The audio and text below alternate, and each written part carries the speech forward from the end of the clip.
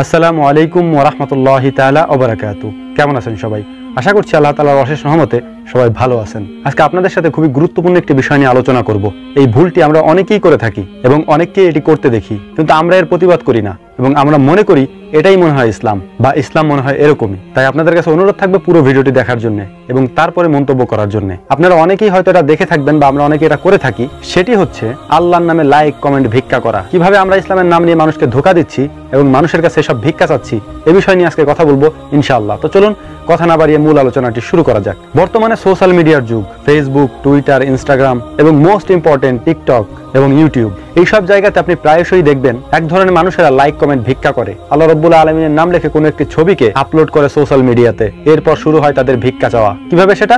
ঠিক এভাবে। যদি মুসলমান হয়ে থাকেন তাহলে আল্লাহর নামটি শেয়ার করুন। যদি মুসলমান হয়ে থাকেন তাহলে রাসূল সাল্লাল্লাহু আলাইহি ওয়াসাল্লামের নামটা শেয়ার করুন। যদি কোনো ইসলামিক ভিডিও তারা শেয়ার করে, উপরে ক্যাপশনে লিখে দেয় আপনি যদি মুসলিম হয়ে থাকেন এটি শেয়ার করুন। এরকমটা আপনারা হর হামেশাই দেখে থাকবেন সোশ্যাল মিডিয়াতে। ইসলামিক কোনো ভিডিও দিয়ে, কাবা শরীফের ছবি দিয়ে, মুহাম্মদ সাল্লাল্লাহু আলাইহি ওয়াসাল্লামের রওজা মোবারকের ছবি দিয়ে বলে দিচ্ছে শেয়ার করুন, যদি মুসলিম হয়ে থাকেন শেয়ার করুন। মূলত এসব কারা করে জানেন?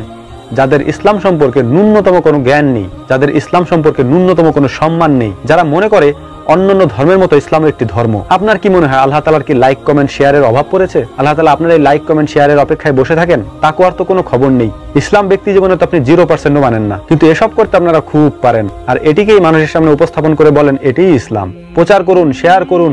হ্যাঁ, শেয়ার আপনি কতটুকু করতে পারেন? ভালো কোনো ইসলামিক লেকচার, ভালো কোনো ইসলামিক বক্তব্য, সেটি যদি আপনার সামনে আসে, মানুষকে জানানোর উদ্দেশ্যে আপনি সেটি শেয়ার করতে পারেন। কিন্তু যদি বিষয়টি এরকম হয়, এত আকুতি মিনতি নিয়ে বলা হয় ভাই এটি শেয়ার করে দাও, আল্লাহর নামটি শেয়ার করে দাও, অন্য ধর্মের লোকদেরকে জানিয়ে দাও, ইসলাম এত ঠুনকো ধর্ম না। ইসলাম প্র্যাকটিক্যাল ধর্ম, সেখানে প্রত্যেকটা জিনিস আপনাকে প্র্যাকটিক্যালি করতে হবে। অলৌকিকতার কোনো স্থান ইসলামে নেই। এগুলি যারা বলে বেড়ায়, এগুলি যারা করে বেড়ায়, তারা ইসলামের নামে ভণ্ডামি করে, তারা ইসলাম ধর্মটাকে বিক্রি করে খায়। এগুলি চরম আকারের অন্যায় কাজ, এগুলি চরম আকারের গুনাহের কাজ। কারণ আল্লাহ রাব্বুল আলামিন স্পষ্ট করে বলেছেন ইন্নাদ-দীনা ইনদাল্লাহিল ইসলাম। ইসলাম হচ্ছে একটি পরিপূর্ণ জীবন বিধান। আল্লাহ তাআলা আপনাকে যা বলে দিয়েছেন আপনি ততটুকুই করতে পারেন। আল্লাহ রাসূল সাল্লাল্লাহু আলাইহি ওয়াসাল্লাম যতটুকু আমাদেরকে পথ প্রদর্শন করেছেন আমরা ততটুকুই চলতে পারি, তার বেশি না, তার বাহিরে না। এরপর অনেক জায়গায় দেখা যায় মাংসের ভিতরে আল্লাহর নাম লেখা, ফলের ভিতরে আল্লাহর নাম লেখা, আর এটিকেই অনেকে ইসলামের নিদর্শন বলে চালিয়ে দেন। আপনাকে আমি স্পষ্ট করে বলছি, এটি দিয়ে আপনি ইসলামের সম্মান বাড়ান না, উল্টো আরো ইসলামের সম্মানকে কমিয়ে দিচ্ছেন।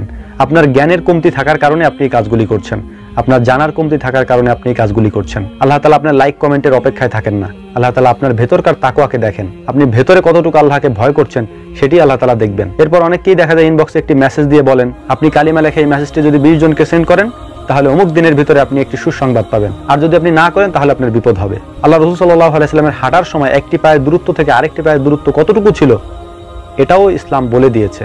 এটাও হাদিস আল্লাহ রাসূল সাল্লাল্লাহু আলাইহি ওয়াসাল্লামের সাহাবীরা সংকলন করেছেন। কোথাও কি আপনি এরকমটা দেখাতে পারবেন? ভালো মন্দ এগুলি করার ক্ষমতা আল্লাহ তাআলার। 20 জনকে যে সেন্ড করে নাই তার বিপদ হবে, আর যে সেন্ড করেছে তার বিপদ হবে না, এর গ্যারান্টি আপনাকে কে দিয়েছে? আপনি এটি প্রমাণ করতে পারবেন কিয়ামত পর্যন্ত? এগুলি হচ্ছে এক ধরনের ভণ্ডামি, মানুষকে বোকা বানানো ছাড়া আর কিছুই না। যারা এগুলি ভাইরাল হওয়ার জন্য করেন তাদের জন্য বলছি মহা বিপদ আপনাদের সামনে অপেক্ষা করছে।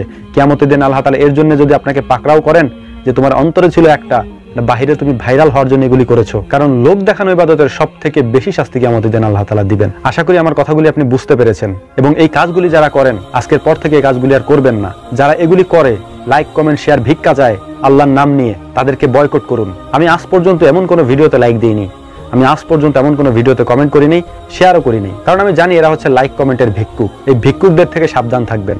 আল্লাহ তাআলা আমাদেরকে বোঝার তৌফিক দান করুন এবং এই ধরনের ফিতনা থেকে বেঁচে থাকার তৌফিক দান করুন। ওমা তাওফিকা ইল্লা বিল্লাহ, নাসরুম মিনাল্লাহি ওয়া ফাতহুল কারীব, ওয়া আখিরু দাওয়ানা আনিল হামদুলিল্লাহি রাব্বিল আলামিন। আসসালামু আলাইকুম ওয়া রাহমাতুল্লাহি তাআলা ওয়া বারাকাতুহু।